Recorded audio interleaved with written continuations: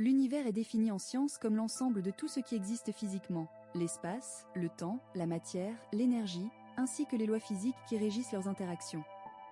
Cette définition inclut toutes les galaxies, les étoiles, les planètes, les particules élémentaires, les champs fondamentaux et les structures à toutes les échelles connues. L'univers n'est pas un objet situé dans un espace plus vaste, il est l'espace lui-même, avec le temps qui lui est indissociablement lié.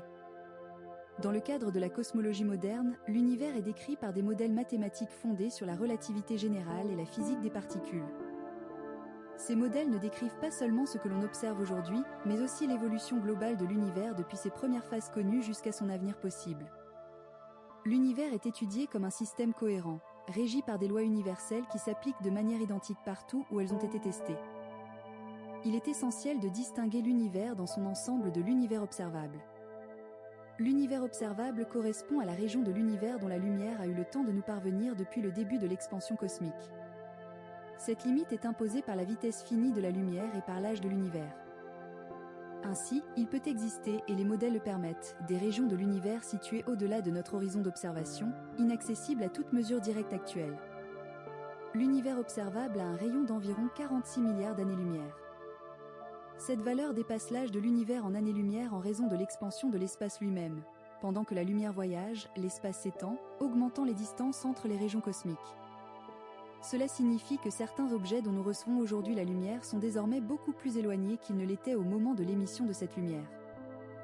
L'univers est homogène et isotrope à grande échelle, ce qui signifie que, lorsqu'on observe des volumes suffisamment vastes, ils présentent les mêmes propriétés statistiques dans toutes les directions et en tout point.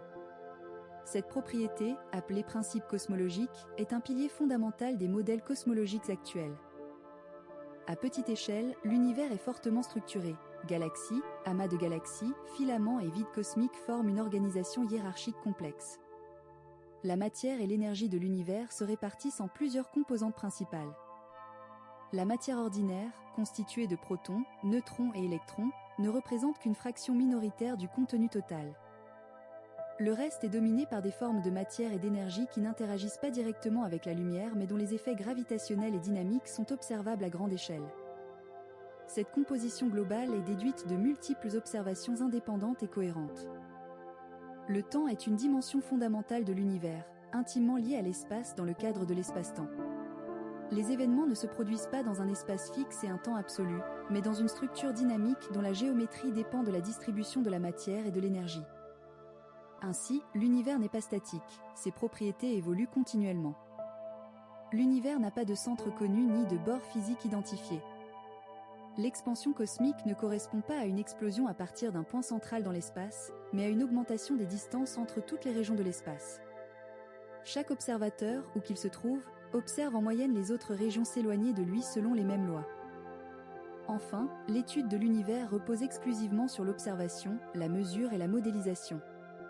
Les connaissances actuelles sont le résultat de données recueillies par l'astronomie, l'astrophysique et la cosmologie, combinées à des cadres théoriques testables. Toute description scientifique de l'univers reste ouverte à la révision, à mesure que de nouvelles observations viennent affiner, confirmer ou corriger les modèles existants. L'âge de l'univers est estimé à environ 13,8 milliards d'années. Cette valeur résulte de mesures cosmologiques précises et de modèles théoriques cohérents décrivant l'expansion de l'espace depuis un état initial dense et chaud. L'âge de l'univers ne correspond pas simplement au temps écoulé depuis une explosion, mais au temps depuis le début mesurable de l'expansion cosmique telle qu'elle est décrite par les équations de la relativité générale. La détermination de l'âge de l'univers repose principalement sur l'étude de son expansion. En observant les galaxies lointaines, les astronomes constatent que plus une galaxie est éloignée, plus elle s'éloigne rapidement de nous. Cette relation entre distance et vitesse d'éloignement permet de remonter dans le temps jusqu'à une époque où toutes les distances étaient beaucoup plus petites. Le taux actuel d'expansion fournit ainsi une horloge cosmique globale. Un élément central de cette estimation est la constante d'expansion cosmique, qui relie la vitesse d'éloignement des galaxies à leur distance. En combinant cette constante avec des modèles décrivant l'évolution du contenu de l'univers, matière, rayonnement et autres composantes, il est possible de calculer le temps écoulé depuis le début de l'expansion mesurable. Les incertitudes sur cette constante ont longtemps limité la précision de l'âge estimé, mais elles ont été fortement réduites au cours des dernières décennies. Une autre source majeure d'information provient du rayonnement fossile cosmologique. Ce rayonnement est une lumière très ancienne, émise lorsque l'univers est devenu suffisamment froid pour permettre aux particules chargées et aux photons de se dissocier. Les minuscules variations de température observées dans ce rayonnement contiennent des informations détaillées sur la densité, la géométrie et l'évolution de l'univers primitif.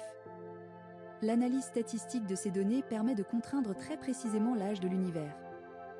Les modèles cosmologiques actuels intègrent également la physique des particules et la nucléosynthèse primordiale. Les proportions observées des éléments légers, comme l'hydrogène et l'hélium, dépendent directement des conditions physiques qui régnaient quelques minutes après le début de l'expansion. Les abondances mesurées aujourd'hui concordent avec un univers âgé d'environ 13,8 milliards d'années, renforçant la cohérence globale des modèles. L'âge de l'univers est aussi cohérent avec l'âge des objets astrophysiques les plus anciens connus. Les étoiles les plus vieilles observées dans certaines galaxies et amas globulaires présentent des âges estimés proches de 12 à 13 milliards d'années. Ces âges sont nécessairement inférieurs à celui de l'univers lui-même, ce qui constitue une vérification indépendante importante. Aucun objet observé ne présente un âge supérieur à celui de l'univers tel qu'il est actuellement estimé. Il est important de noter que l'âge de l'univers n'est pas mesuré directement comme on mesurerait l'âge d'un objet terrestre. Il est déduit à partir d'un ensemble de mesures indirectes et de modèles physiques bien testés. Ces modèles reposent sur des lois fondamentales vérifiées dans de nombreux contextes expérimentaux et observationnels. Les différentes méthodes utilisées convergent vers une valeur commune, ce qui renforce la robustesse de l'estimation. Enfin, l'âge de l'univers est une grandeur évolutive du point de vue des connaissances scientifiques.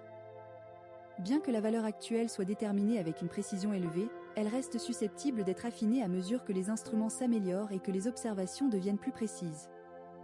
Cependant, toute révision future devra rester compatible avec l'ensemble des données cosmologiques indépendantes déjà disponibles, ce qui limite fortement les variations possibles de cette estimation. Le modèle du Big Bang décrit l'évolution de l'univers à partir d'un état initial extrêmement dense et chaud, suivi d'une phase d'expansion rapide de l'espace. Il ne s'agit pas d'une explosion dans un espace préexistant, mais d'une expansion de l'espace lui-même, au cours de laquelle les distances entre toutes les régions de l'univers augmentent avec le temps. Ce modèle constitue aujourd'hui le cadre théorique dominant en cosmologie, car il rend compte de nombreuses observations indépendantes. Le Big Bang ne décrit pas un instant zéro accessible directement par la physique actuelle. Les équations permettent de remonter jusqu'à des phases très précoces, mais cessent d'être valides lorsque les densités et températures atteignent des régimes où une théorie quantique complète de la gravitation serait nécessaire. Ainsi, le Big Bang décrit l'évolution de l'univers depuis ses premières fractions de seconde connues, et non une création absolue à partir de rien. La première preuve majeure en faveur du Big Bang est l'expansion de l'univers. Les observations montrent que les galaxies s'éloignent les unes des autres selon une relation systématique entre distance et vitesse. En extrapolant cette expansion vers le passé, on obtient un univers de plus en plus dense et chaud, cohérent avec les conditions initiales décrites par le modèle du Big Bang. La seconde preuve fondamentale est l'existence du rayonnement fossile cosmologique. Ce rayonnement est un vestige de l'époque où l'univers, après s'être suffisamment refroidi, est devenu transparent à la lumière.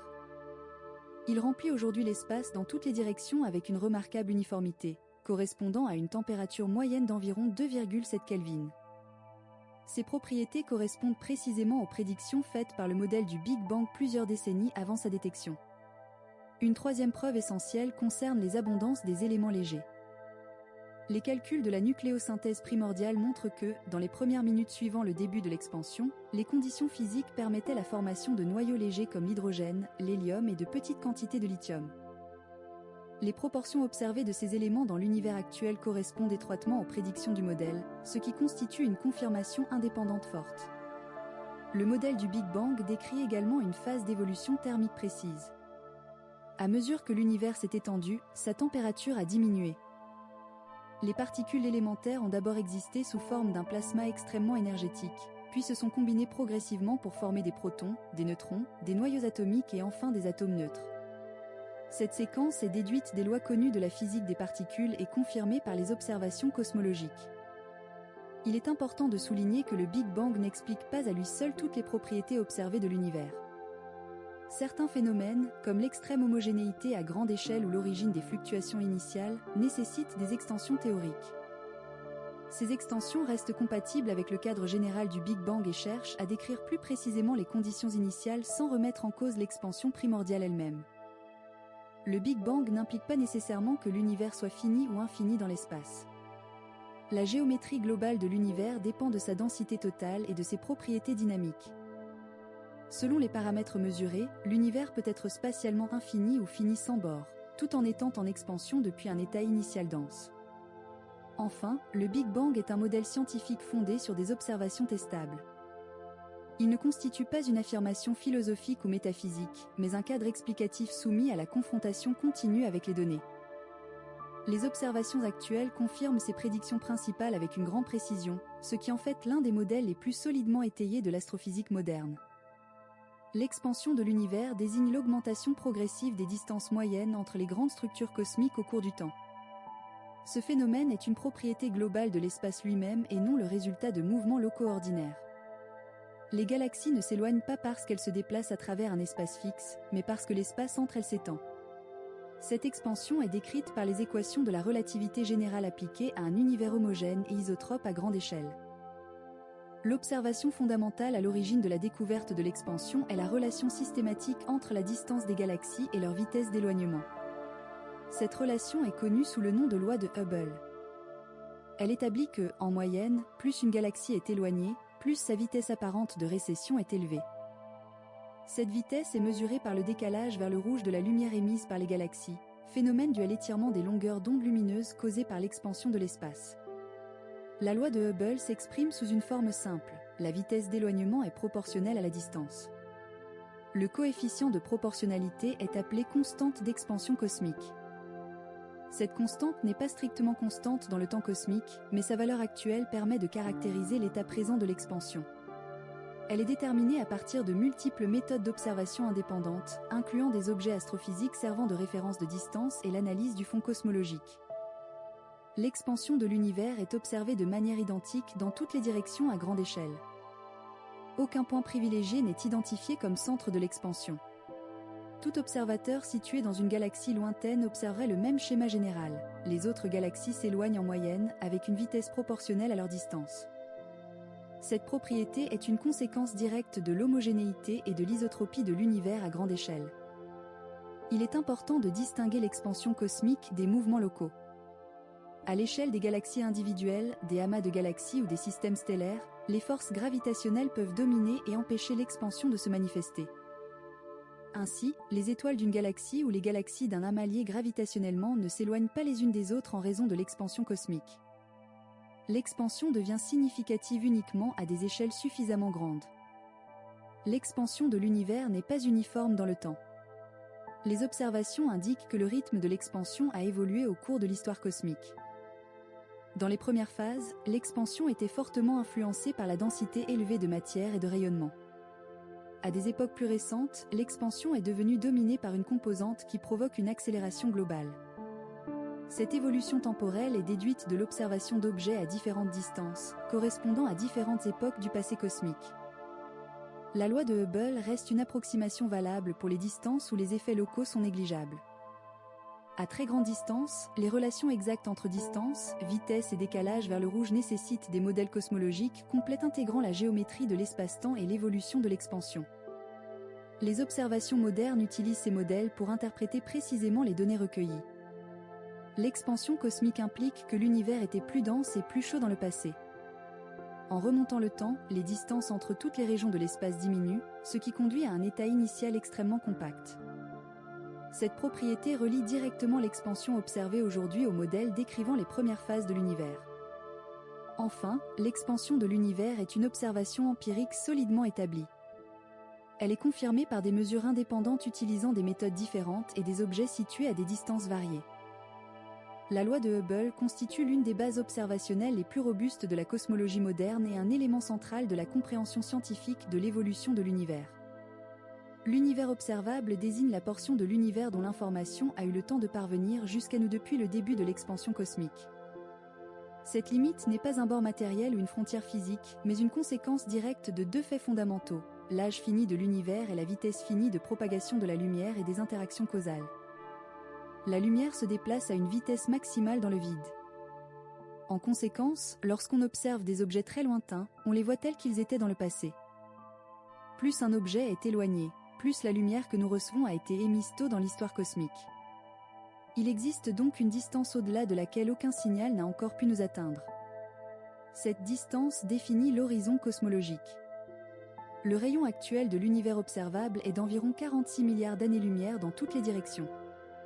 Cette valeur est supérieure à l'âge de l'univers exprimé en années-lumière, car l'espace s'est continuellement étendu pendant le trajet de la lumière.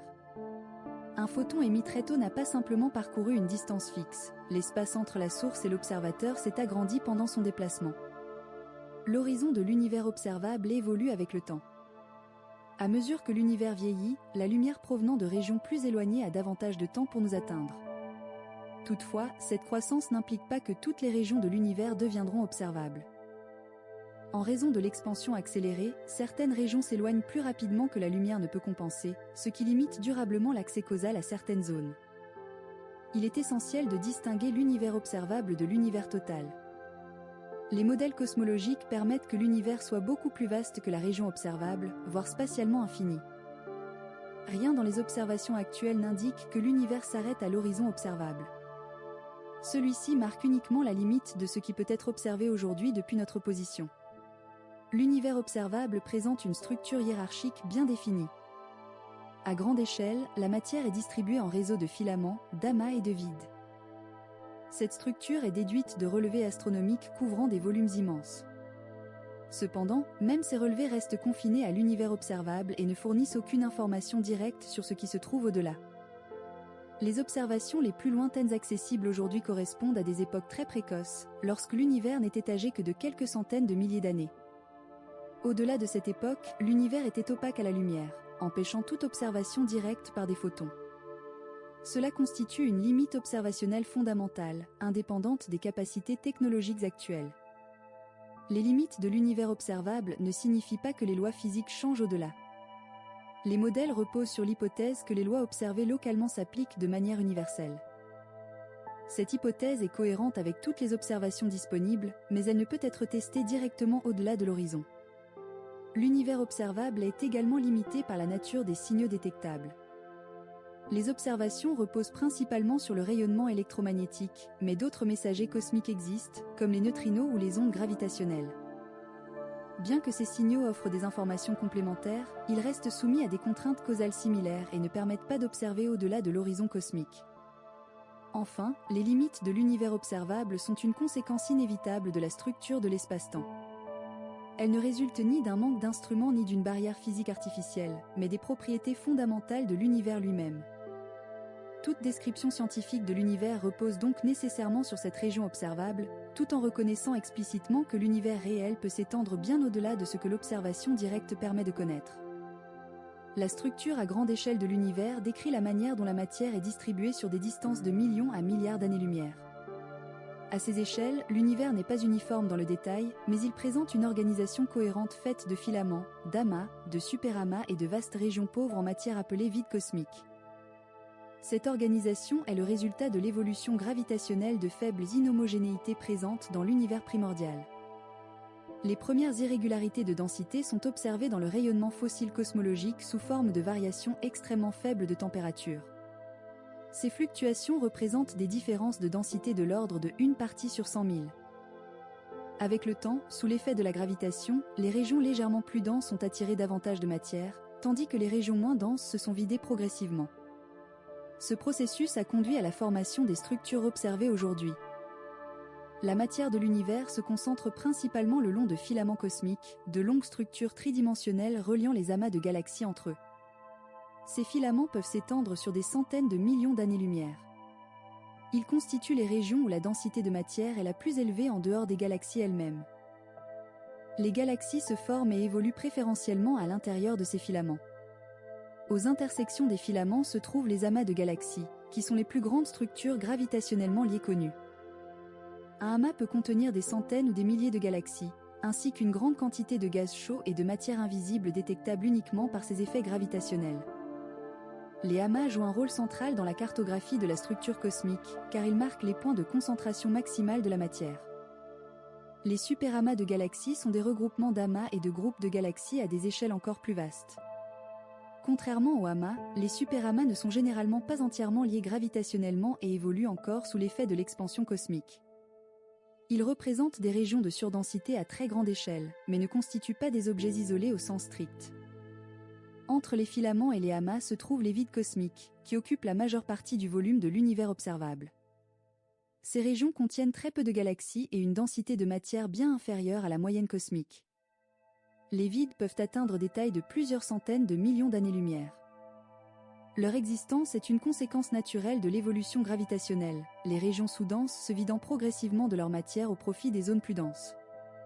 À des échelles encore plus grandes, lorsqu'on considère des volumes de plusieurs centaines de millions d'années-lumière, la distribution de la matière devient statistiquement homogène.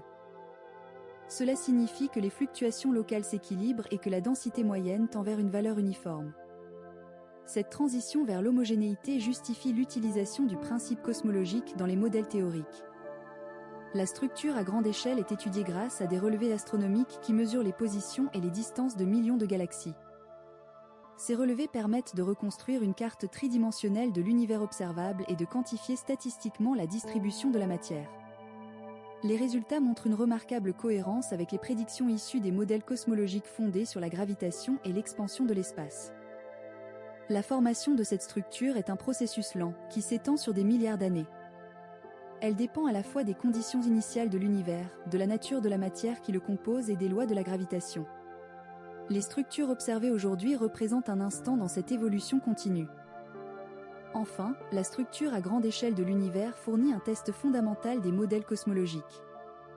Les propriétés statistiques des filaments, des amas et des vides permettent de contraindre les paramètres globaux de l'univers et d'évaluer la validité des théories décrivant son évolution. Les observations actuelles montrent une cohérence élevée entre les structures observées et les prédictions théoriques, confirmant la compréhension globale de l'organisation cosmique à grande échelle.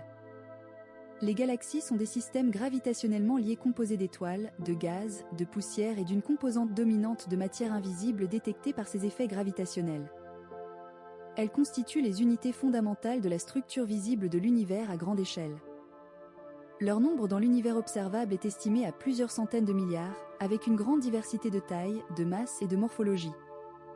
La classification des galaxies repose principalement sur leur apparence morphologique. Les galaxies spirales se caractérisent par un disque aplati contenant des bras spiralés, un bulbe central plus dense et une rotation organisée. Les étoiles y sont réparties de manière structurée, et le gaz y est généralement abondant, ce qui favorise la formation stellaire continue. Ces galaxies présentent une dynamique dominée par la rotation. Les galaxies elliptiques ont une forme globale sphéroïdale ou ellipsoïdale. Elles ne possèdent pas de bras spiraux ni de disques marqués. Leur contenu en gaz est faible et leur population stellaire est majoritairement composée d'étoiles âgées. La dynamique interne y est dominée par des mouvements aléatoires des étoiles plutôt que par une rotation organisée. Les galaxies elliptiques sont souvent plus massives que les spirales et se trouvent fréquemment dans des environnements denses. Les galaxies lenticulaires présentent des propriétés intermédiaires entre les spirales et les elliptiques. Elles possèdent un disque et un bulbe, mais sans bras spiraux bien définis. Leur contenu en gaz est limité, et leur formation stellaire est faible ou inexistante. Leur structure suggère qu'elles peuvent résulter de l'évolution ou de la transformation de galaxies spirales dans des environnements particuliers. Les galaxies irrégulières ne présentent pas de forme géométrique simple ou symétrique. Leur apparence est souvent chaotique, sans structure dominante claire. Elles sont généralement de petite taille et peuvent contenir des régions de formation stellaire active. Leur morphologie est souvent influencée par des interactions gravitationnelles ou des conditions locales spécifiques. Les tailles des galaxies varient sur plusieurs ordres de grandeur. Les plus petites, appelées galaxies naines, peuvent contenir quelques millions d'étoiles seulement, tandis que les plus grandes peuvent en contenir des centaines de milliards. La masse totale d'une galaxie inclut une part importante de matière non lumineuse, qui dépasse souvent largement la masse de la matière ordinaire observable. Les galaxies ne sont pas réparties de manière uniforme dans l'univers. Elles se regroupent en groupes, en amas et en structures plus vastes. Un groupe de galaxies est une association relativement peu dense de quelques dizaines de galaxies liées gravitationnellement.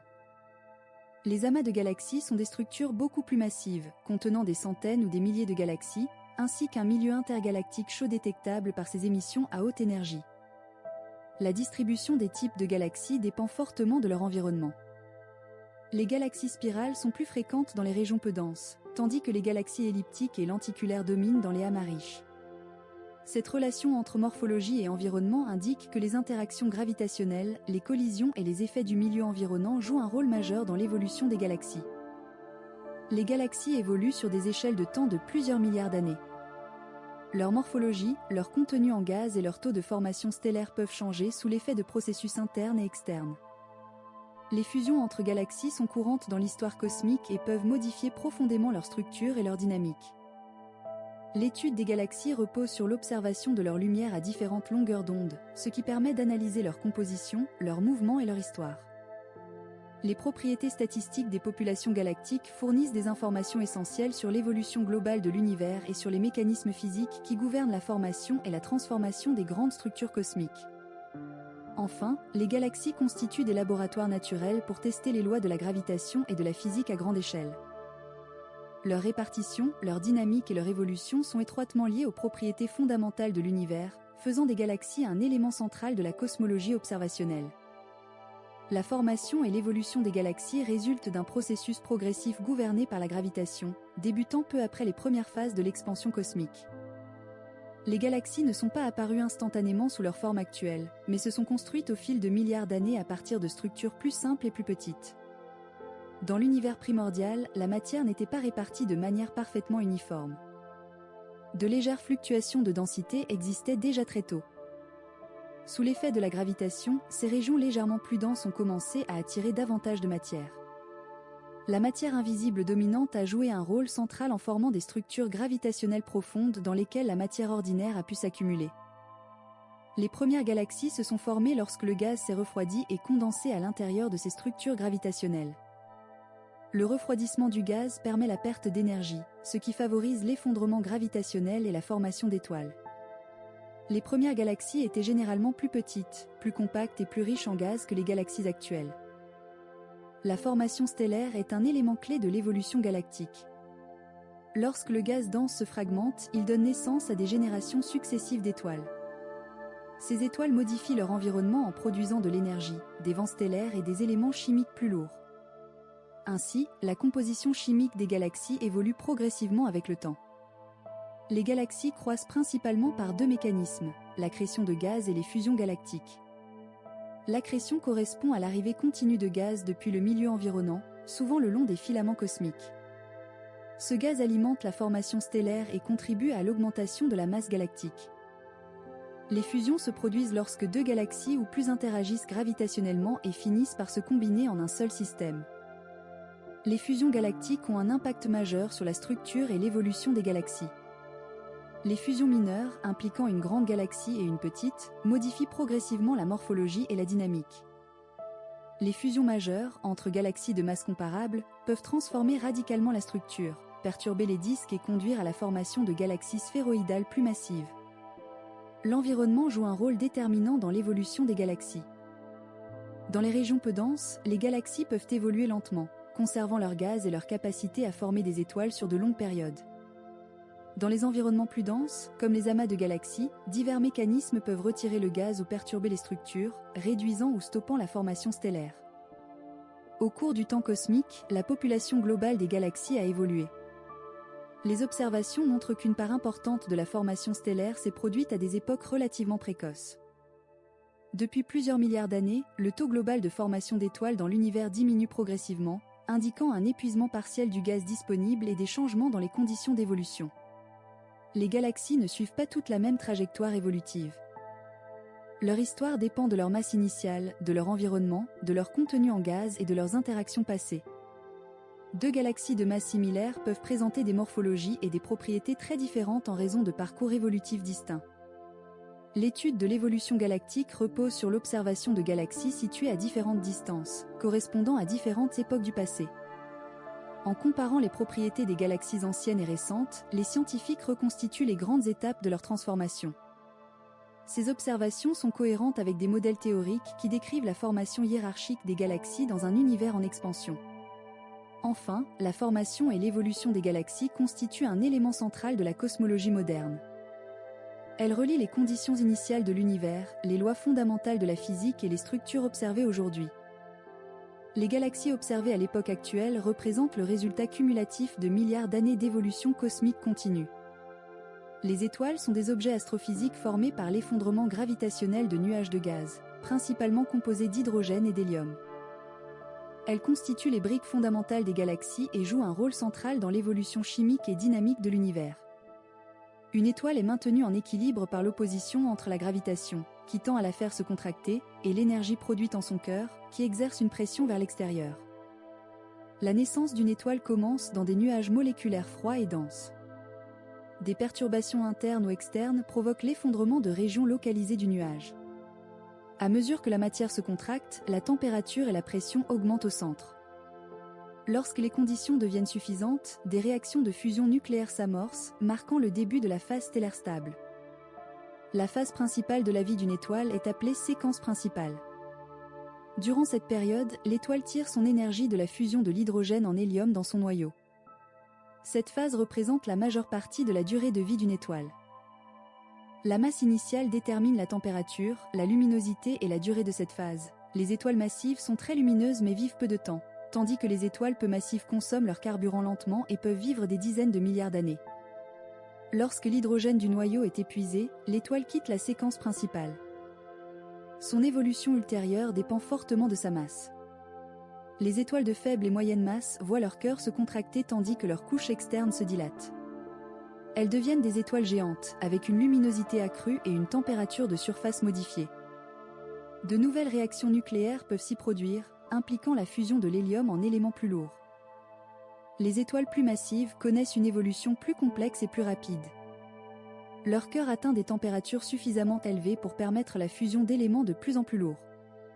Cette succession de réactions conduit à la formation d'un cœur composé d'éléments qui ne peuvent plus produire d'énergie par fusion. À ce stade, l'équilibre interne devient instable. La fin de vie d'une étoile dépend de sa masse finale. Les étoiles de faible masse expulsent progressivement leur couche externe, laissant un résidu dense appelé naine compacte. Les étoiles très massives, en revanche, subissent un effondrement brutal de leur cœur, suivi d'un phénomène extrêmement énergétique qui disperse une grande partie de leur matière dans l'espace. Le résidu central peut devenir un objet extrêmement dense, dont la nature dépend de la masse restante. Les étoiles sont des usines chimiques de l'univers. Les réactions nucléaires qui s'y produisent fabriquent des éléments plus lourds que l'hydrogène et l'hélium. Lorsque les étoiles perdent leur matière ou arrivent en fin de vie, ces éléments sont libérés dans le milieu environnant. Ils enrichissent le gaz interstellaire, permettant la formation de nouvelles générations d'étoiles et de systèmes planétaires contenant des éléments lourds. La diversité des étoiles est observée à travers leurs propriétés mesurables: luminosité, température de surface, masse, rayons et composition chimique. Ces caractéristiques sont étroitement liées entre elles et permettent de classer les étoiles selon des schémas bien établis. L'étude statistique des populations stellaires fournit des informations essentielles sur l'histoire et l'évolution des galaxies. Les étoiles ne sont pas des objets isolés à l'échelle cosmique. Elles interagissent avec leur environnement par leur rayonnement, leur vent et leur évolution finale. Ces interactions influencent la dynamique du gaz, la formation de nouvelles étoiles et la structure globale des galaxies. Ainsi, les étoiles jouent un rôle fondamental dans l'évolution à long terme de l'univers observable. Enfin, la compréhension de la naissance, de la vie et de la mort des étoiles repose sur des lois physiques bien testées, notamment la gravitation, la thermodynamique et la physique nucléaire. Les modèles stellaires reproduisent avec une grande précision les propriétés observées des étoiles à différents stades de leur évolution, confirmant la solidité du cadre scientifique décrivant le cycle de vie stellaire. Les populations stellaires désignent des ensembles d'étoiles partageant des propriétés physiques communes, principalement leur âge et leur composition chimique. Cette classification permet d'étudier l'histoire de la formation stellaire et l'évolution chimique des galaxies. Les différences entre populations stellaires reflètent les conditions physiques qui prévalaient au moment de la naissance des étoiles. La composition chimique d'une étoile est dominée par l'hydrogène et l'hélium, éléments formés dans les premières phases de l'univers. Les éléments plus lourds, appelés collectivement éléments lourds en astrophysique, sont produits ultérieurement dans les étoiles. La proportion de ces éléments lourds dans une étoile constitue un indicateur direct de l'état d'enrichissement chimique du milieu à partir duquel elle s'est formée. Les étoiles les plus anciennes connues présentent une faible abondance d'éléments lourds. Elles se sont formées à une époque où l'univers contenait principalement de l'hydrogène et de l'hélium. À mesure que les générations d'étoiles se succèdent, la matière interstellaire s'enrichit progressivement en éléments lourds, ce qui se reflète dans la composition des étoiles plus récentes. L'évolution chimique de l'univers est étroitement liée au cycle de vie des étoiles. Les réactions nucléaires au cœur des étoiles transforment des éléments légers en éléments plus lourds. Lorsque les étoiles perdent leur matière ou atteignent la fin de leur évolution, ces éléments sont libérés dans le milieu environnant. Ce processus modifie progressivement la composition chimique du gaz à partir duquel se forment les nouvelles étoiles. Les éléments plus lourds que l'hélium sont produits par différents mécanismes selon la masse des étoiles. Les étoiles de masse faible et intermédiaire produisent certains éléments au cours de leur évolution lente. Les étoiles massives, en revanche, synthétisent une grande variété d'éléments lourds avant de libérer cette matière lors de phénomènes violents en fin de vie. Ces processus contribuent de manière décisive à l'enrichissement chimique des galaxies. La répartition des populations stellaires varie à l'intérieur des galaxies. Les régions centrales et les disques galactiques contiennent généralement des étoiles plus riches en éléments lourds, formés à partir d'un gaz déjà enrichi. Les régions périphériques et les halos galactiques abritent souvent des étoiles plus anciennes et plus pauvres en éléments lourds, témoignant des premières phases de formation galactique. L'étude des populations stellaires repose sur l'analyse de la lumière émise par les étoiles. Les spectres stellaires révèlent la présence et l'abondance des différents éléments chimiques. En combinant ces informations avec des modèles d'évolution stellaire, il est possible d'estimer l'âge des étoiles et de reconstituer l'histoire chimique d'une population donnée. À l'échelle cosmique, l'évolution chimique de l'univers suit une tendance globale vers un enrichissement progressif. Les premières générations d'étoiles ont modifié un univers initialement simple sur le plan chimique en un environnement contenant une grande diversité d'éléments. Cette évolution est observée à travers la comparaison des galaxies situées à différentes distances, correspondant à différentes époques du passé cosmique. Les populations stellaires fournissent également des contraintes importantes sur les modèles cosmologiques. La distribution des âges et des compositions chimiques des étoiles permet de tester les scénarios de formation et d'évolution des galaxies. Les observations montrent une cohérence globale entre les propriétés des populations stellaires et les prédictions issues des modèles fondés sur la gravitation et l'expansion de l'univers. Enfin, la chimie de l'univers observable résulte de l'interaction continue entre formation stellaire, évolution des étoiles et recyclage de la matière. Les populations stellaires enregistrent cette histoire dans leurs propriétés physiques. Leur étude constitue un outil essentiel pour comprendre comment un univers initialement dominé par quelques éléments simples a évolué vers la complexité chimique observée aujourd'hui. Les systèmes planétaires sont des ensembles d'objets gravitationnellement liés orbitant autour d'une étoile. Ils se forment à partir du disque de gaz et de poussière qui entoure une étoile jeune. Ce disque, appelé disque protoplanétaire, résulte de l'effondrement du nuage de matière ayant donné naissance à l'étoile elle-même. Les propriétés initiales de ce disque déterminent en grande partie l'architecture finale du système planétaire. La formation des planètes débute lorsque des particules solides microscopiques présentes dans le disque entrent en collision et s'agrègent. Ce processus conduit progressivement à la formation de corps de plus en plus grands, appelés planétésimaux. Sous l'effet de la gravitation, ces planétésimaux continuent à s'assembler pour former des embryons planétaires, puis des planètes pleinement développées. La nature des planètes dépend fortement de leur distance à l'étoile centrale et des conditions physiques locales du disque. Dans les régions internes, où les températures sont élevées, seuls les matériaux solides résistants peuvent se condenser. Cela conduit à la formation de planètes rocheuses, composées principalement de silicates et de métaux. Dans les régions plus éloignées, où les températures sont plus basses, des glaces et des gaz peuvent s'accumuler, favorisant la formation de planètes massives riches en gaz. Les systèmes planétaires peuvent contenir une grande diversité d'objets en plus des planètes. Ceux-ci incluent des satellites naturels, des astéroïdes, des comètes et des débris résiduels issus du processus de formation. Ces petits corps conservent des informations importantes sur les conditions initiales du système et sur son évolution ultérieure. Les orbites des planètes sont généralement proches d'un même plan, hérité de la structure aplatie du disque protoplanétaire. Toutefois, des interactions gravitationnelles entre planètes ou avec le disque peuvent modifier les orbites au cours du temps. Ces interactions peuvent entraîner des migrations orbitales, des résonances dynamiques ou des réarrangements importants de la configuration initiale. La diversité des systèmes planétaires observés est considérable. Certains systèmes contiennent des planètes massives situées très près de leur étoile, tandis que d'autres présentent des configurations étendues avec de nombreuses planètes de masse variée.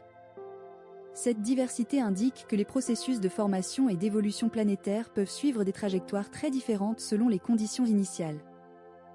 Les systèmes planétaires évoluent sur des échelles de temps longues. Les interactions gravitationnelles continues, les collisions et l'influence du rayonnement stellaire modifient progressivement leurs propriétés. Certaines planètes peuvent être éjectées du système, tandis que d'autres voient leur orbite se stabiliser sur des périodes très longues. L'étude des systèmes planétaires repose sur des observations indirectes et directes. Les variations de mouvement des étoiles, les diminutions périodiques de luminosité et l'imagerie permettent d'identifier et de caractériser des planètes autour d'autres étoiles. Ces méthodes fournissent des informations sur la masse, la taille, l'orbite et parfois la composition des planètes. Les systèmes planétaires jouent un rôle important dans l'évolution des étoiles elles-mêmes. Les échanges de moments angulaires, l'accrétion de matière et les interactions gravitationnelles peuvent influencer la rotation stellaire et l'activité de l'étoile centrale, en particulier durant les premières phases de son existence. Enfin, l'étude des systèmes planétaires permet de replacer les systèmes connus dans un contexte cosmique plus large. Elle montre que la formation de planètes est un phénomène courant dans l'univers et que les architectures planétaires résultent de processus physiques généraux. Les systèmes planétaires observés aujourd'hui représentent le résultat final d'une évolution complexe débutée dès la naissance des étoiles. Aussi appelé fond diffus cosmologique, est un rayonnement électromagnétique très faible, présent dans toutes les directions de l'espace. Il constitue l'un des piliers observationnels de la cosmologie moderne, car il fournit une image directe de l'univers tel qu'il était environ 380 000 ans après le Big Bang. À cette époque, l'univers est devenu suffisamment froid et dilué pour que la lumière puisse se propager librement pour la première fois. Avant cette phase, appelée recombinaison, la matière était sous forme de plasma chaud composé d'électrons libres et de noyaux atomiques. Les photons interagissaient constamment avec ces particules chargées, rendant l'univers opaque. Lorsque la température est descendue à environ 3000 Kelvin, les électrons se sont liés aux noyaux pour former des atomes neutres, principalement de l'hydrogène. Cette transition a libéré les photons, qui se déplacent depuis lors à travers l'espace en se refroidissant avec l'expansion cosmique. Aujourd'hui, ce rayonnement est observé dans le domaine des micro-ondes, avec une température moyenne extrêmement uniforme d'environ 2,725 Kelvin. Cette quasi-uniformité indique que l'univers primitif était remarquablement homogène. Toutefois, de très faibles variations de température, de l'ordre de quelques dizaines de microkelvins, sont présentes. Ces anisotropies représentent des fluctuations de densité initiale qui ont servi de graines à la formation ultérieure des galaxies, des amas et de la structure à grande échelle. La découverte du fond diffus cosmologique en 1965 par Arno Panzia et Robert Wilson a constitué une confirmation majeure des modèles cosmologiques basés sur un univers chaud et dense à ses débuts. Depuis, plusieurs missions spatiales ont mesuré ce rayonnement avec une précision croissante, notamment COBE, WMA et Planck.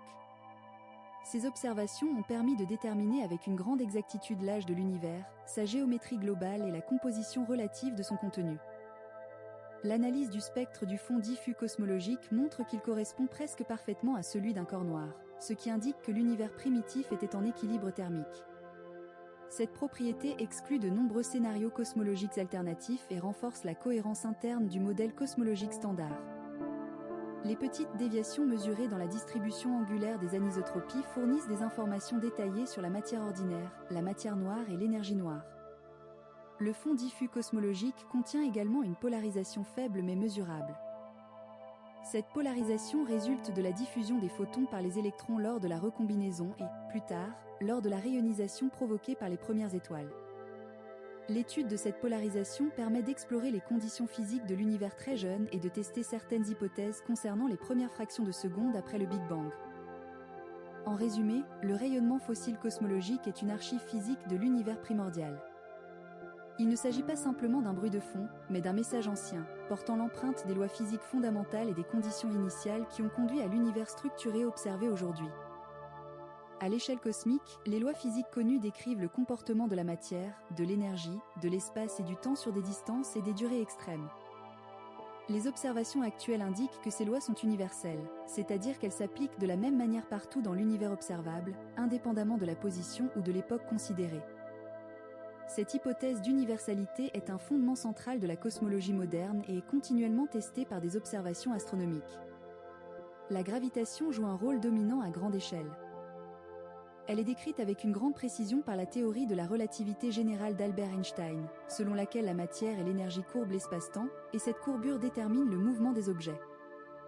À l'échelle des galaxies, des amas de galaxies et de l'univers dans son ensemble, la relativité générale permet de décrire l'expansion cosmique, la formation des structures et le comportement des objets compacts comme les trous noirs. Les équations d'Einstein relient la géométrie de l'espace-temps à la distribution de matière et d'énergie. À côté de la gravitation, les autres interactions fondamentales électromagnétiques, faibles et fortes, jouent un rôle crucial dans la physique de l'univers, bien que leur influence directe soit plus marquée à des échelles plus petites. L'interaction électromagnétique gouverne le rayonnement, la structure des atomes et les processus physiques dans les étoiles et les galaxies. Les interactions fortes et faibles contrôlent la structure des noyaux atomiques, les réactions nucléaires et les processus de désintégration, essentiels à la production d'énergie stellaire et à la formation des éléments chimiques.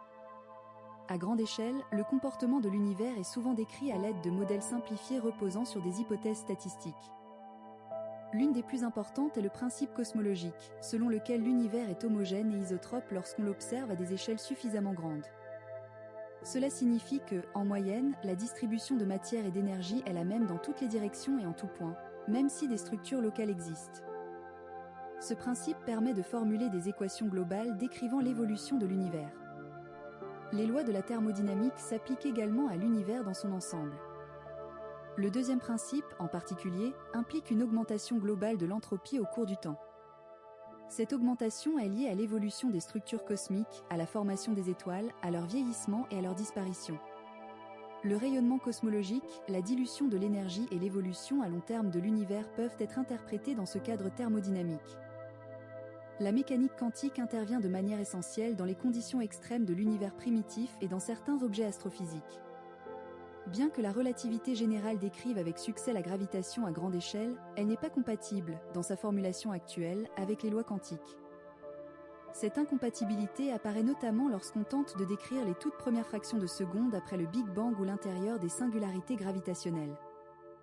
Malgré cela, des modèles effectifs combinant relativité générale et physique quantique permettent de décrire de nombreux phénomènes observables. Les constantes physiques fondamentales, telles que la vitesse de la lumière, la constante gravitationnelle ou la constante de Planck, interviennent directement dans les lois cosmologiques. Les observations indiquent que ces constantes ont conservé des valeurs identiques à travers l'univers observable et au cours du temps cosmique mesuré. Des tests précis, fondés sur l'étude de la lumière provenant d'objets très lointains, permettent de contraindre toute variation éventuelle de ces constantes. Les équations gouvernant l'expansion cosmique relient le taux d'expansion à la densité d'énergie totale de l'univers. Ces relations permettent de déduire la composition globale de l'univers en matière ordinaire, matière noire et énergie noire. Elles reposent sur des lois physiques bien établies, extrapolées à des échelles immenses et vérifiées par des observations indépendantes, comme le rayonnement fossile, la distribution des galaxies et les supernoves lointaines. En cosmologie, les lois physiques sont testées non seulement par des expériences en laboratoire, mais aussi par l'univers lui-même, qui agit comme un laboratoire naturel à grande échelle. Les phénomènes observés sur des milliards d'années et des milliards d'années-lumière offrent un cadre unique pour vérifier la validité des théories physiques et explorer leurs limites. À ce jour, les observations confirment que les mêmes lois fondamentales régissent l'univers depuis ses débuts observables jusqu'à l'époque actuelle. Le temps dans l'univers est une grandeur physique fondamentale, intimement liée à l'espace et à la gravitation. Dans la physique classique, le temps était considéré comme absolu et identique pour tous les observateurs. Cette conception a été profondément modifiée au début du XX siècle par la théorie de la relativité restreinte et générale, qui montre que le temps dépend de l'état de mouvement et du champ gravitationnel dans lequel se trouve un observateur. Selon la relativité restreinte, formulée par Albert Einstein, le temps n'est pas universel. Deux observateurs se déplaçant l'un par rapport à l'autre peuvent mesurer des durées différentes entre les mêmes événements. Ce phénomène, appelé dilatation du temps, devient significatif lorsque la vitesse relative approche celle de la lumière.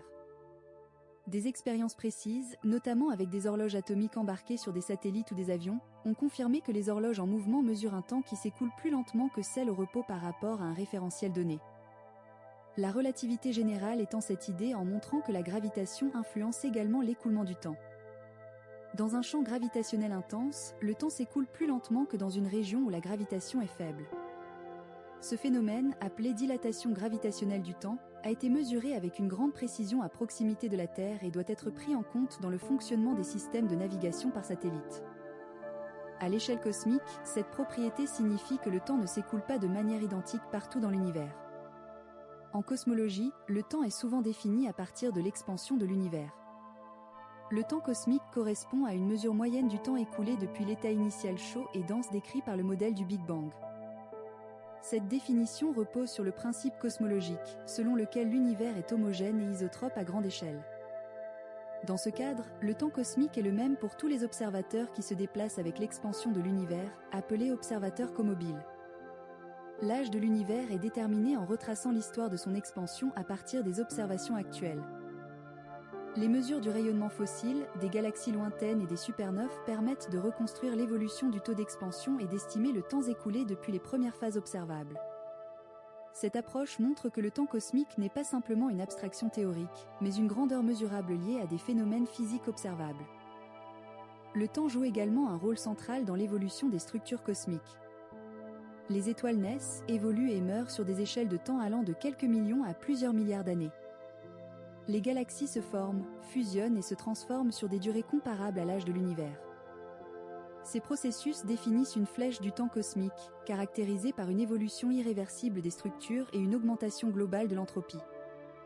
La flèche du temps est étroitement liée aux lois de la thermodynamique. Le deuxième principe stipule que l'entropie totale d'un système isolé tend à augmenter. Appliqué à l'univers, ce principe implique que les états ordonnés évoluent vers des états plus désordonnés au fil du temps. La formation des étoiles et des galaxies est compatible avec cette augmentation globale de l'entropie, car ces structures locales ordonnées s'accompagnent d'une production importante d'énergie et de rayonnement. Dans les conditions extrêmes, comme à proximité des trous noirs ou lors des premières fractions de seconde après le Big Bang, la description du temps devient plus complexe. La relativité générale prédit l'existence de singularités où les notions classiques de temps et d'espace cessent d'être définies. Dans ces régimes, une théorie quantique de la gravitation serait nécessaire pour décrire correctement le comportement du temps, mais une telle théorie complète n'existe pas encore. À l'échelle cosmologique, le temps permet de relier les observations actuelles à l'histoire passée de l'univers. La lumière provenant d'objets lointains transporte une information retardée dans le temps, ce qui signifie observer ces objets tels qu'ils étaient dans le passé. Ainsi, l'astronomie est intrinsèquement une science temporelle, où chaque observation combine des distances spatiales et des durées cosmiques. En résumé, le temps dans l'univers n'est ni absolu ni uniforme. Il dépend du mouvement, de la gravitation et de l'évolution globale du cosmos. Les lois physiques actuelles décrivent avec précision de nombreux aspects de la dilatation temporelle et de l'écoulement du temps cosmique, tout en laissant ouvertes des questions fondamentales sur la nature du temps dans les conditions les plus extrêmes de l'univers. L'espace-temps est le cadre géométrique dans lequel se déroulent tous les phénomènes physiques de l'univers. Il unit les trois dimensions de l'espace et la dimension du temps en une structure à 4 dimensions, au sein de laquelle les événements sont définis par leur position spatiale et temporelle. Cette conception remplace la vision classique d'un espace et d'un temps séparés et indépendants. La description moderne de l'espace-temps repose sur la théorie de la relativité générale, formulée par Albert Einstein. Selon cette théorie, la gravitation n'est pas une force agissant à distance au sens classique, mais une manifestation de la courbure de l'espace-temps produite par la présence de matière et d'énergie. Les objets suivent les trajectoires les plus droites possibles dans cet espace-temps courbe, appelé géodésique. La relation entre la courbure de l'espace-temps et le contenu matériel de l'univers est exprimée par les équations d'Einstein. Ces équations relient la géométrie de l'espace-temps à la densité d'énergie, à la pression et au flux de matière. À grande échelle, elles permettent de décrire l'expansion de l'univers, la formation des structures cosmiques et le comportement des champs gravitationnels autour des galaxies et des amas de galaxies. Dans un univers homogène et isotrope à grande échelle, l'espace-temps est décrit par une métrique cosmologique spécifique qui rend compte de l'expansion observée. Cette expansion correspond à une augmentation des distances entre les régions de l'espace au cours du temps, sans qu'il soit nécessaire d'introduire un centre ou un bord de l'univers. L'expansion est une propriété globale de la géométrie de l'espace-temps lui-même. La gravitation cosmique influence directement l'évolution de l'univers. Lorsque la densité de matière et d'énergie est élevée, la courbure de l'espace-temps tend à ralentir l'expansion. A l'inverse, certaines formes d'énergie associées à une pression négative contribuent à une accélération de l'expansion. Ces effets sont intégrés dans les modèles cosmologiques actuels à partir des équations de la relativité générale. L'espace-temps détermine également la propagation de la lumière. Les photons se déplacent le long de trajectoires nulles définies par la géométrie locale de l'espace-temps. Dans un espace-temps courbe, ces trajectoires peuvent être déviées, produisant des phénomènes tels que la lentille gravitationnelle. À l'échelle cosmique, la courbure globale de l'espace-temps influence la manière dont la lumière issue d'objets lointains atteint les observateurs. La géométrie de l'espace-temps peut être caractérisée par sa courbure globale, qui dépend de la densité totale d'énergie de l'univers. Les observations indiquent que, à grande échelle, l'espace est très proche d'une géométrie plate, ce qui signifie que les règles de la géométrie euclidienne s'appliquent approximativement sur de grandes distances. Cette propriété est déduite de mesures indépendantes, notamment du rayonnement fossile et de la distribution des galaxies. À des échelles plus petites, la courbure de l'espace-temps devient significative à proximité des objets massifs. Les étoiles, les galaxies et surtout les objets compacts comme les trous noirs produisent des déformations locales marquées de l'espace-temps. Ces déformations affectent le mouvement des corps, l'écoulement du temps et la propagation du rayonnement, conformément aux prédictions de la relativité générale. Dans le contexte cosmologique, l'espace-temps possède également une dimension évolutive. Les propriétés géométriques de l'univers changent avec le temps cosmique en réponse à l'expansion et à l'évolution du contenu matériel. Cette évolution est décrite par des paramètres observables, tels que le taux d'expansion, qui relie directement la dynamique de l'espace-temps aux observations astronomiques. L'étude de l'espace-temps et de la gravitation cosmique repose à la fois sur des observations à grande distance et sur des tests précis à des échelles plus locales. Les résultats obtenus à ce jour montrent une remarquable cohérence entre les prédictions théoriques et les données observationnelles. Toutefois, dans des régimes extrêmes, comme les toutes premières phases de l'univers ou l'intérieur des singularités gravitationnelles, les lois actuelles sont incomplètes, indiquant la nécessité d'une description plus fondamentale de l'espace-temps. Ainsi, à l'échelle cosmique, l'espace-temps constitue la structure fondamentale qui relie la gravitation, l'expansion de l'univers et l'évolution de ces grandes structures. Les lois connues permettent d'en décrire avec précision de nombreux aspects, tout en laissant ouvertes des questions essentielles sur sa nature ultime. Les ondes gravitationnelles sont des perturbations de la structure de l'espace-temps qui se propagent à la vitesse de la lumière. Elles résultent de mouvements accélérés de masse, en particulier lorsque des objets très massifs subissent des accélérations intenses et asymétriques. Leur existence est une conséquence directe de la théorie de la relativité générale formulée par Albert Einstein en 1915, bien que leur détection directe n'ait été réalisée que près d'un siècle plus tard. Contrairement aux ondes électromagnétiques, qui sont produites par des charges électriques accélérées, les ondes gravitationnelles sont générées par la dynamique de la masse et de l'énergie. Les sources les plus puissantes connues sont les systèmes d'objets compacts, tels que les couples de trous noirs ou d'étoiles à neutrons en orbite l'un autour de l'autre. Lorsqu'ils se rapprochent et finissent par fusionner, ils libèrent une fraction significative de leur énergie sous forme d'ondes gravitationnelles. Les ondes gravitationnelles transportent de l'énergie et de l'information sur les systèmes qui les ont produites. Lorsqu'elles traversent une région de l'espace, elles provoquent des variations extrêmement faibles des distances entre les objets. Ces variations sont si petites qu'elles ne modifient les longueurs que d'une fraction infime du diamètre d'un proton sur des distances de plusieurs kilomètres. Malgré cette faiblesse, des instruments suffisamment sensibles peuvent les mesurer. La première détection directe d'ondes gravitationnelles a eu lieu en 2015 grâce à l'interféromètre laser de l'observatoire LIGO. Le signal observé correspondait à la fusion de deux trous noirs situés à plus d'1 milliard d'années-lumière de la Terre. Cette observation a confirmé de manière spectaculaire une prédiction clé de la relativité générale et a ouvert une nouvelle branche de l'astronomie. Le principe de détection repose sur l'interférométrie laser. Deux bras perpendiculaires de plusieurs kilomètres de long sont utilisés pour mesurer les variations relatives de distance induites par le passage d'une onde gravitationnelle. Lorsque l'onde traverse l'instrument, elle étire l'espace dans une direction tout en le comprimant dans la direction perpendiculaire, produisant un décalage mesurable dans l'interférence des faisceaux laser. Depuis la première détection, de nombreux événements ont été observés, notamment des fusions de trous noirs et des collisions d'étoiles à neutrons. Ces observations permettent de mesurer directement les masses, les rotations et les distances des objets impliqués. Dans le cas des étoiles à neutrons, les ondes gravitationnelles ont été observées conjointement avec des signaux électromagnétiques, ce qui a fourni une confirmation indépendante de l'origine de certains sursauts gamma et de la production d'éléments lourds. Les ondes gravitationnelles offrent un moyen d'observer l'univers complémentaire à l'astronomie traditionnelle. Elles ne sont pas absorbées ni déviées par la matière de la même manière que la lumière, ce qui leur permet de transporter des informations depuis des régions autrement inaccessibles, comme l'intérieur des systèmes compacts ou les phases finales des fusions. Elles constituent ainsi une sonde directe de la gravitation dans des régimes d'extrême. À l'échelle cosmique, l'étude des ondes gravitationnelles permet de tester la relativité générale dans des conditions de champ fort.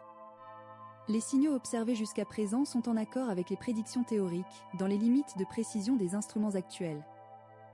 Toute déviation systématique pourrait indiquer l'existence de nouvelles lois physiques ou de modifications de la gravitation à grande échelle. Il existe également un intérêt majeur pour les ondes gravitationnelles d'origine cosmologique. Certaines théories prédisent la présence d'un fond stochastique d'ondes gravitationnelles produit par des processus survenus dans l'univers primordial. La détection d'un tel fond fournirait des informations uniques sur les conditions physiques très précoces, inaccessibles par les observations électromagnétiques.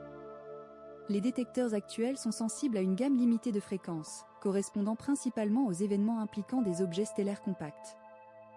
Des projets futurs visent à explorer d'autres domaines de fréquences, ce qui permettra d'étudier des sources différentes, comme les systèmes de trous noirs supermassifs ou des phénomènes cosmologiques à très grande échelle.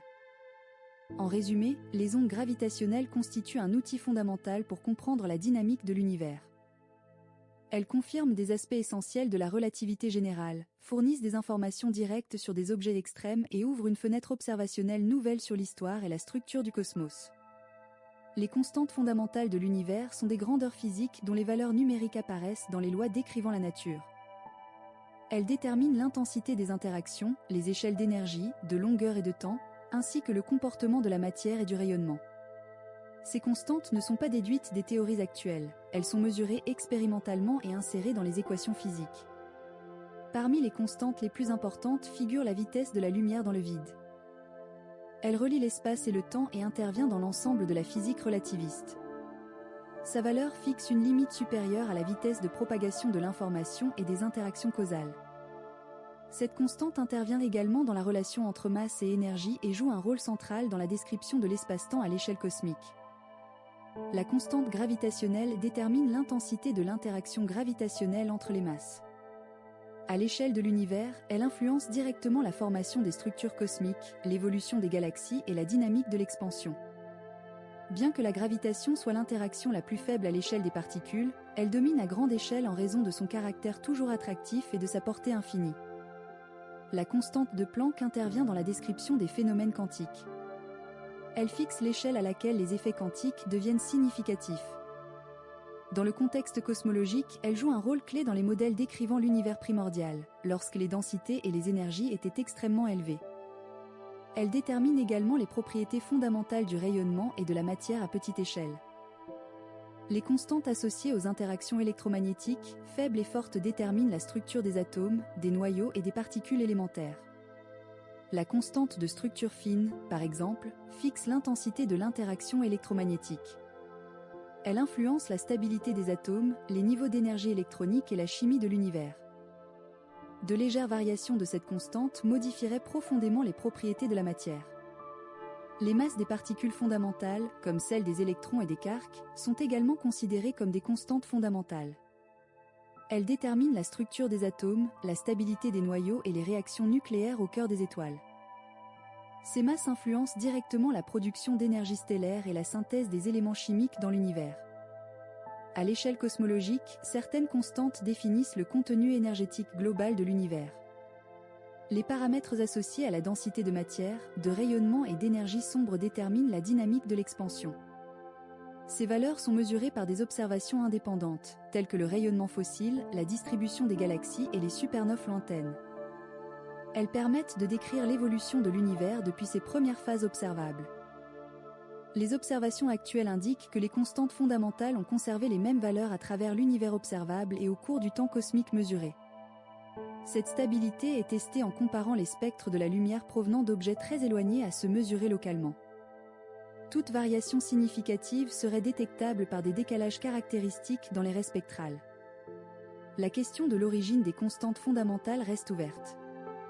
Les théories physiques actuelles décrivent comment ces constantes interviennent dans les lois de la nature, mais n'expliquent pas pourquoi elles prennent précisément ces valeurs. Certaines approches théoriques explorent l'idée que ces constantes pourraient résulter de conditions initiales ou de mécanismes physiques plus profonds, mais aucune explication expérimentale confirmée n'existe à ce jour. Les constantes fondamentales conditionnent également l'existence de structures complexes dans l'univers. Les valeurs observées permettent la formation d'atomes stables, de molécules, d'étoiles et de galaxies sur de longues durées. Des changements minimes dans certaines constantes modifieraient radicalement l'évolution cosmique et la nature des structures observables. En cosmologie, l'étude des constantes fondamentales fournit un lien direct entre la physique des particules et l'évolution de l'univers à grande échelle. Leur mesure précise et la vérification de leur invariance constituent un domaine central de la recherche actuelle. À ce jour, l'ensemble des données observationnelles est compatible avec l'hypothèse que les constantes fondamentales sont réellement constantes dans l'espace et dans le temps cosmique observé. La formation des éléments chimiques dans l'univers, appelée nucléosynthèse, résulte de processus physiques distincts qui se sont produits à différentes époques de l'histoire cosmique. Ces processus expliquent l'abondance observée des éléments et leur répartition dans les étoiles, les galaxies et le milieu interstellaire. Le premier épisode majeur est la nucléosynthèse primordiale, survenue durant les premières minutes après le Big Bang. À ce stade, l'univers était extrêmement chaud et dense, permettant des réactions nucléaires entre protons et neutrons. Ces réactions ont conduit principalement à la formation d'hydrogène et d'hélium, avec de très faibles quantités de deutérium, des hélium-3 et de lithium. Les conditions de température et de densité ont rapidement évolué avec l'expansion, mettant fin à ces réactions après quelques minutes. Les abondances prévues par ce modèle correspondent étroitement aux observations actuelles, ce qui en fait l'un des piliers de la cosmologie moderne. Après cette phase initiale, l'univers s'est refroidi pendant plusieurs centaines de millions d'années avant la formation des premières étoiles. Durant cette période, aucun nouvel élément plus lourd n'a été produit de manière significative. Les éléments chimiques plus lourds que le lithium, appelés collectivement éléments lourds en astrophysique, ont été formés plus tard à l'intérieur des étoiles.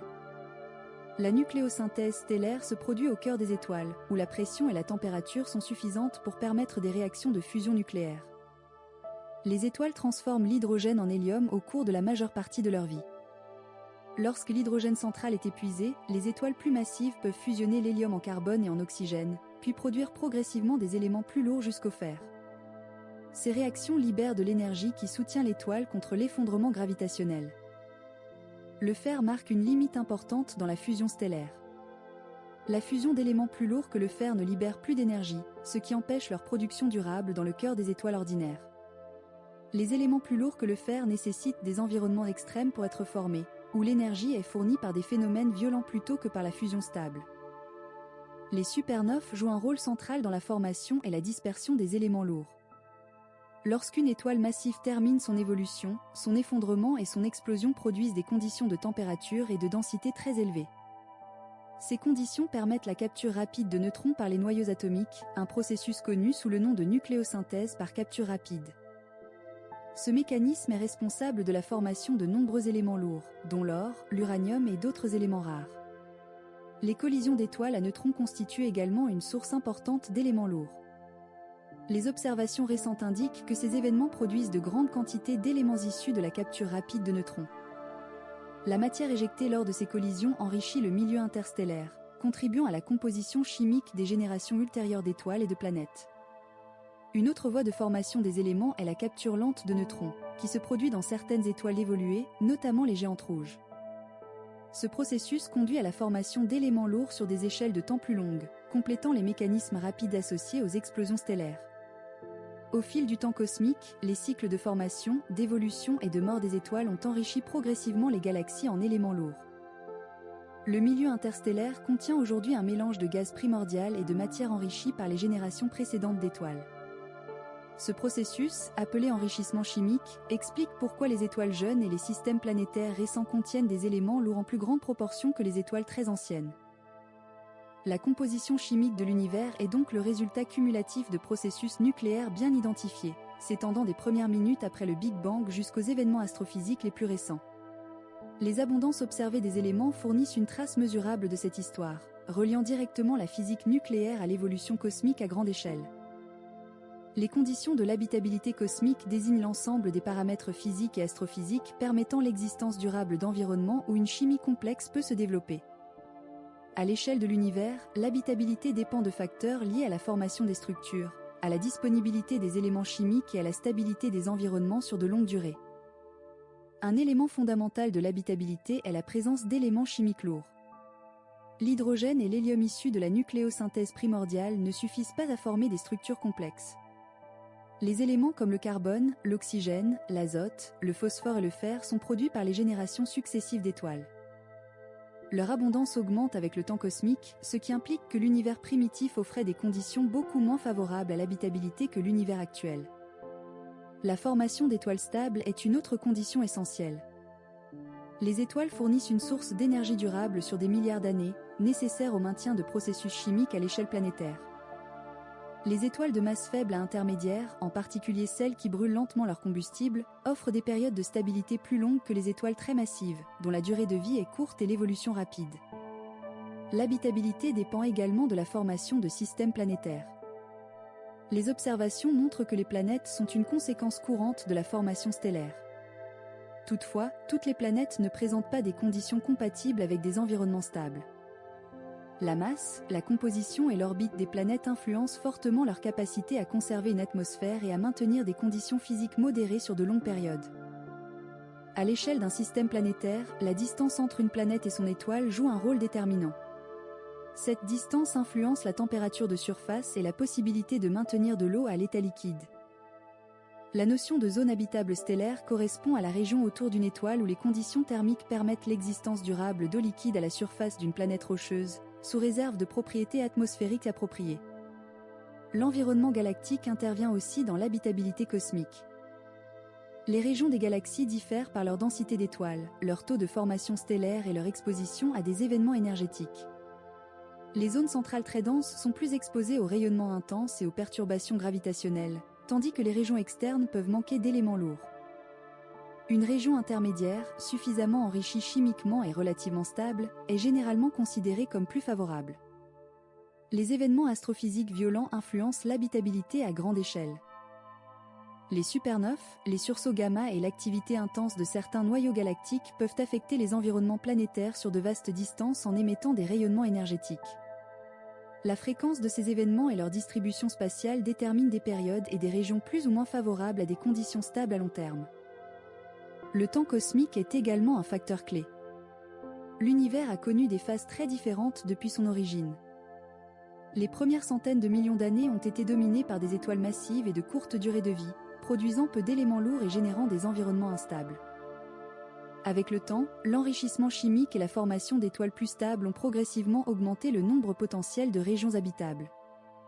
La stabilité des lois physiques et des constantes fondamentales est une condition préalable à l'habitabilité cosmique. Les valeurs observées des constantes permettent l'existence d'atomes stables, de réactions nucléaires contrôlées dans les étoiles et de structures à grande échelle durable. Les observations indiquent que ces constantes sont restées inchangées dans l'univers observable sur des milliards d'années, garantissant une continuité des conditions physiques. À l'échelle cosmologique, l'habitabilité ne désigne pas un lieu précis, mais un ensemble de conditions réparties de manière inégale dans l'espace et dans le temps. Elle résulte de l'interaction entre l'évolution de l'univers, la physique stellaire, la chimie cosmique et la dynamique des systèmes planétaires.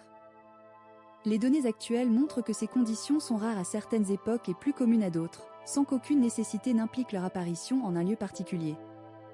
Ainsi, l'habitabilité cosmique est une conséquence mesurable de l'évolution de l'univers. Elle dépend de processus physiques bien établis, depuis la formation des éléments jusqu'à la dynamique des galaxies, et s'inscrit dans une histoire cosmique longue et progressive, gouvernée par les lois universelles de la physique. La recherche de la vie dans l'univers est un domaine scientifique multidisciplinaire qui combine l'astronomie, la physique, la chimie, la biologie et les sciences planétaires. Elle vise à déterminer si des formes de vie existent ou ont existé ailleurs que sur Terre, et à comprendre les conditions physiques et chimiques nécessaires à leur apparition et à leur persistance. Les bases scientifiques de cette recherche reposent sur l'étude de la vie terrestre. Sur Terre, la vie utilise une chimie fondée sur le carbone, l'eau liquide comme solvant principal et des sources d'énergie variées. Ces caractéristiques servent de cadre de référence, non parce qu'elles sont considérées comme universelles, mais parce qu'elles sont les seules connues à ce jour. Les recherches actuelles se concentrent donc sur des environnements où ces conditions peuvent exister. À l'échelle cosmique, la disponibilité des éléments chimiques nécessaires à la vie est une condition préalable. Le carbone, l'oxygène, l'azote, le phosphore et le soufre sont produits par les générations successives d'étoiles et sont aujourd'hui largement répandus dans les galaxies. Des molécules organiques complexes ont été détectées dans les nuages interstellaires, les disques protoplanétaires et les comètes, indiquant que les briques chimiques de base de la vie peuvent se former naturellement dans l'espace. La recherche de la vie se concentre en grande partie sur les systèmes planétaires. Les planètes rocheuses, en particulier celles capables de maintenir de l'eau liquide à leur surface ou dans leur sous-sol, sont considérées comme des cibles prioritaires. Les lunes glacées de certaines planètes géantes, qui peuvent abriter des océans internes chauffés par des effets gravitationnels, constituent également des environnements d'intérêt pour la recherche de conditions favorables à la vie. Les méthodes de détection de la vie incluent la recherche de biosignatures. Une biosignature est une caractéristique mesurable indiquant la possible présence d'une activité biologique. Elle peut être chimique, comme un déséquilibre inhabituel dans la composition d'une atmosphère, ou physique, comme des structures ou des variations incompatibles avec des processus purement abiotiques connus. L'interprétation de telles signatures nécessite une compréhension approfondie des processus non biologiques pouvant produire des signaux similaires. À l'échelle du système solaire, des missions spatiales ont exploré ou explorent des environnements considérés comme potentiellement habitables dans le passé ou le présent. L'étude de Mars vise à déterminer si la planète a pu abriter de l'eau liquide et des conditions favorables à une vie microbienne ancienne. D'autres recherches portent sur des corps glacés susceptibles de contenir des océans internes, où des conditions chimiques et énergétiques pourraient exister indépendamment de la lumière stellaire. À l'échelle galactique et extragalactique, la recherche de la vie repose principalement sur l'observation à distance. L'analyse spectroscopique des atmosphères planétaires permet de détecter des gaz spécifiques et d'étudier leur origine. Les progrès technologiques améliorent progressivement la capacité à distinguer les contributions biologiques potentielles des processus géophysiques ou photochimiques. La recherche de vie intelligente constitue un sous-domaine spécifique. Elle se concentre sur la détection de signaux artificiels susceptibles d'indiquer l'existence de civilisations technologiques. Ces recherches utilisent principalement les ondes radio et, plus récemment, d'autres domaines du spectre électromagnétique. Des programmes comme SETI analysent des signaux provenant de l'espace afin d'identifier des émissions non naturelles. À ce jour, aucun signal confirmé d'origine extraterrestre intelligente n'a été détecté. Les probabilités associées à l'existence de la vie dans l'univers sont difficiles à quantifier. Elles dépendent de facteurs encore mal contraints, tels que la fréquence d'apparition de la vie à partir de la chimie non vivante et la durée de survie des environnements habitables. Les estimations reposent sur des modèles statistiques et des hypothèses testables, mais aucune valeur définitive ne peut être établie avec les données actuelles. La recherche de la vie dans l'univers progresse par l'accumulation d'observations et par l'amélioration des modèles physiques et chimiques.